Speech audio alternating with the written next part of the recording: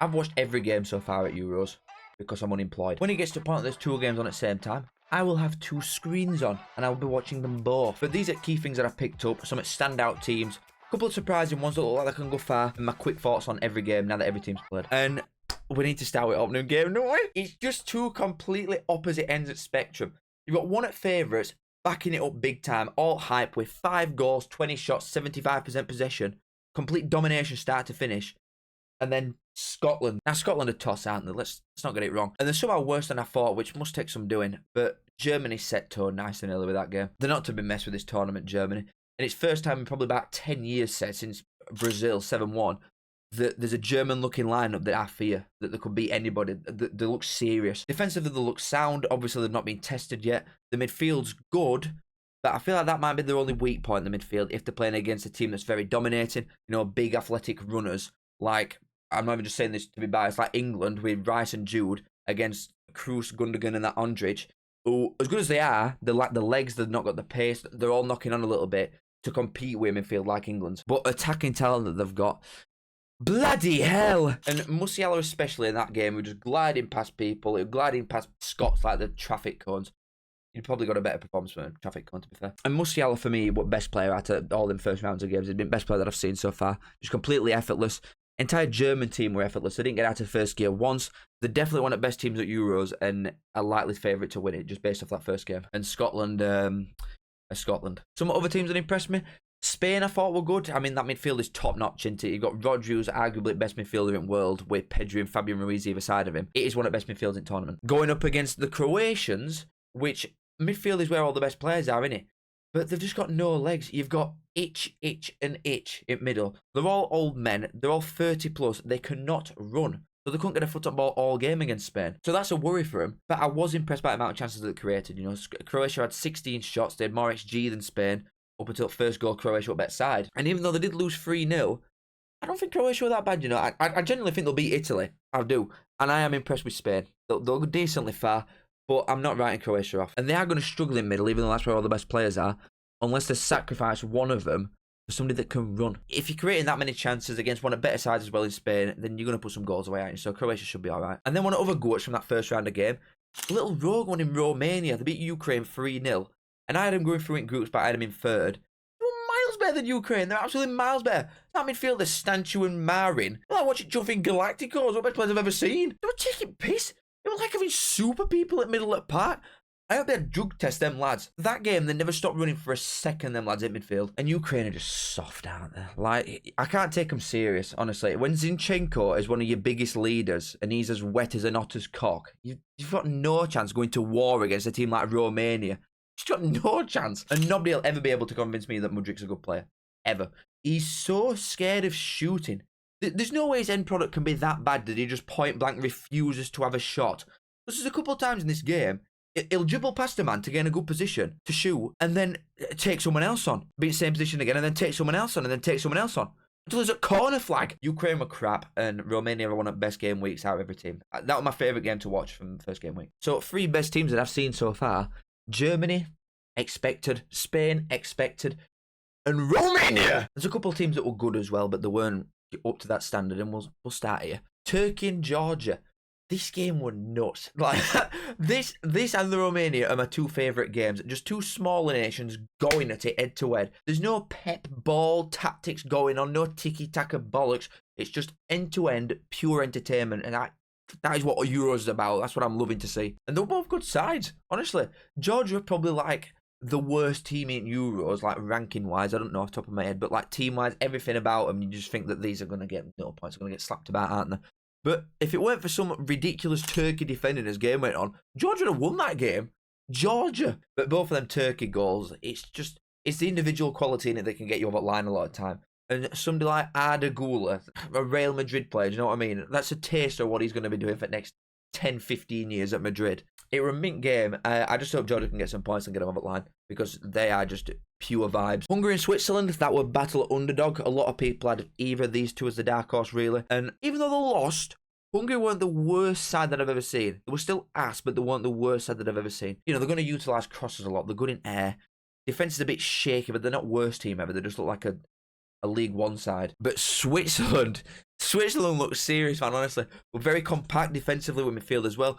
Somebody like Xhaka in there in middle, a proper leader. We've got goals in them. The bench is all right. They can bring goals on off the bench as well, like Mbolo, who I feel like it doesn't even exist until it gets to playing for Switzerland. Defensively, they're really solid with back three and keeper, Kanji, Fabian Schär. We've got Kobel on bench.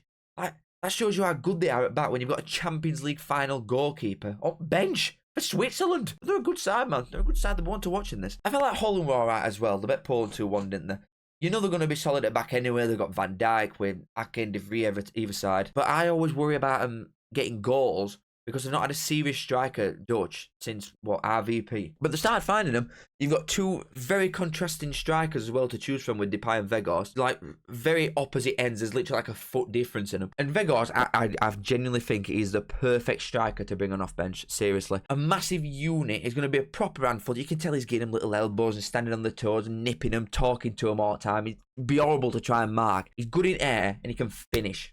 He's a perfect striker to bring off bench. And Netherlands might be one of them sides that, yeah, they're a big name, but they don't have loads of star names really apart from Van Dijk that might go quite far. They'll not win it, don't get me wrong, definitely not going to win it because Coleman's a shit manager. But they have a good side. And I thought Poland were quite unlucky as well because they're going into game without, the best ever player. They've got one of the best strikers to ever live in Lewandowski that's injured. So they're up against it before it's even started. And to take a decent side in Dutch to 83rd minute, we're a weaker team than what they'll have next game and the game after. Not the worst, you know. I thought they held him well, especially second half. And they're going to get better, Poland. We're going to talk about them eventually. We'll talk about England. We didn't set world on fire, did we? That's probably an understatement. We didn't set world on fire. But we did enough. And that is all that matters. We kept a decent Serbia side at bay. They never really challenged us, really. There were no goal threat there. I don't think they actually had a shot in box. The biggest threat came from, I think, with Vlahovic, who had one on half turn, like 30 yards away. But Foden needed to be taken off quicker because he were not on it. Guehi and John were all right. But Bellingham just looked a step above everybody. Like, everybody were okay. I thought Kane did well, especially at first, how to be patient. Bellingham is best football I've ever seen. And it sounds ridiculous after I say it that I thought Kane were actually quite good because he only had 2 touches in that first half.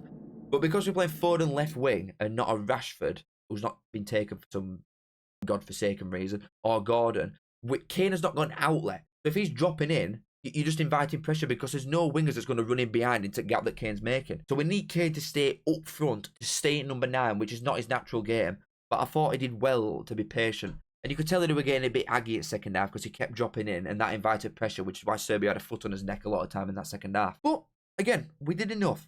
We showed a little bit of life. Nothing crazy. And I thought Serbia were quite good. Like, defensively, I really like them. You can tell there'll be a problem against other 2 teams in this group when you've got Mitro and Vlahovic up front. So they're going to score some goals. I don't think they'll concede a lot. I think they'll qualify out of this group. And England, we did enough. I can only say so many times, but we did enough. Slovakia bet Belgium in what is statistically the biggest upset in Euros history. That will rank 48th in world according to FIFA's ratings, beating number 1 Belgium at the time. Why Belgium are number 1 is anybody's guess. They've dropped to 3 now. And Slovakia are good. You know, better side in first half and they defended well at second. They got a little bit lucky with that stupid handball rule where there's a motion centering ball. And it's also partly down to Belgium having Lukaku stood up front, who is absolutely horrific. He looks like a bricklayer.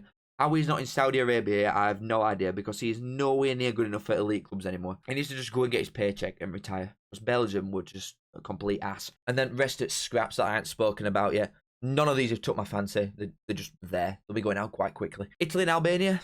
Not to write home about this. Really a boring game. Albania had 2 decent chances, one being goal in the first 20 seconds. But they could never really forget for it, could they? Italy just dominated possession start to finish. And Italy did what they needed to do as well. They got 3 points. It's all that matters. But they're not clinical enough. They'll be knocked out as soon as they play a decent team, Italy. And I thought France were poor. Like, watching what is arguably biggest favourite, world champions and then World Cup finalists after. They did enough to get off at line, and it could and should have been 2-0 when Mbappe went 1-1. But overall, they weren't good. Like, Theo Hernandez and Kante were good. Defensively, they were all right. I thought Austria matched them for the entire game. And Austria deserved a draw, really. Well, it was very back and forth. France were a better team in the last half an hour. But they're a good side, them. If Austria execute that press better against sides that aren't France, do you know what I mean? They'll do quite well. They're another one that I could see going quite far, Austria. Denmark, I mean, these are both crap. Like, whoever goes through out of these two will be going straight home after because neither of them created a lot. And they've both got serious strikers up front as well in Højlund and Sesko. But unless they're creating the chances for themselves, they've got nothing. There's no service. The rest of the team for both sides is crap, apart from Eriksson for Denmark, who are quite good. But these are both ass. These are both shit. And we'll end on Portugal because they were shit. They were crap. All that hype around them, which I'm not buying. I am not buying the hype around Portugal. They are so pony. They couldn't break down a really poor Czech Republic side, if we're being honest. They relied on an own goal and what, a 93rd minute deflection onto a deflection for an upper net to beat a crap team. And I genuinely think they're scared of Ronaldo than Portuguese players. I do. They force it to him constantly. He's not even in a good position half the time. And instead of playing somebody else in, somebody could be on a goal line ready for a tap-in. And they drag it back 20 yards for Ronaldo. They're so scared of him. There are a lot of individuals, Portugal. They're not a side, but that's what you're going to get when you've got like Bruno's and Ronaldo's in it. So, to conclude with Portugal, not good. Cannot break down teams fast enough. They're a crap England. But that's that. That's my take on it. But Germany, Spain and Romania, really good. You can obviously expect something from like Holland and England. France weren't that good, but you just know what they're going to be like, especially now Mbappe's got a mask on. And apart from Scotland being Scotland, some of these lot, especially Belgium, just so shit. So bad. But with amount of screamers, amount of good games, amount of goals, this has been a good start. I'm loving this tournament, mate. Let me know what you think. Thank you all for watching. Make sure you subbed and I'll see you in a bit. Get smooth with these outros now. You ready?